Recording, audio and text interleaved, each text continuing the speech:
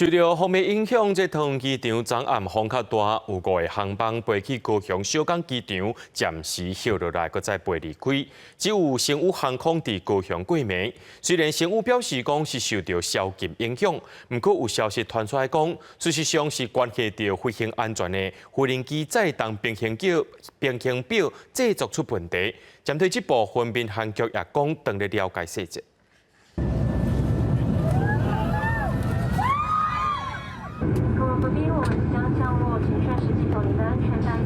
机舱内心骨海，民众惊甲叽叽叫，这是星宇航空 JX746为万国到桃机的航班，离离因为雨面过境，带着大量的旅客，一阵激烈的涌海了后，才顺利降落。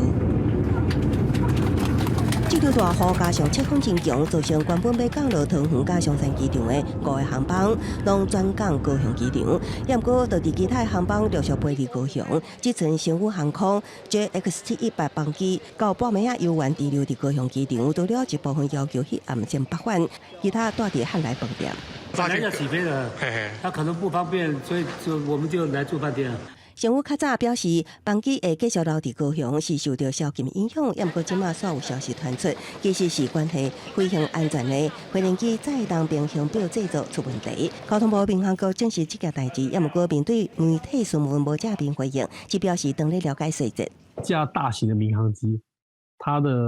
这个载重的范围非常大，好比说它空机跟满载啊，可能可以差，尤其大型可以差到100吨以上。 那一架飞机，它在空中能够飞行，要符合飞行的基本原理啊，就牵涉到飞机的重心，还有这个飞行中主要升力的中心的互相平衡。所以从地面开始，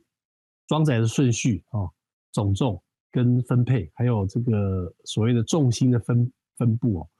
都会影响我起飞的性能。星宇低调发声明回应，强调受顶摆日本先提机场滞留经验，即摆行较保守的方向，伊会当妥善安置旅客优先，保证飞行机有问题。这个航班拢以标准作业定时进行，会向民航局说明。记者综合报道。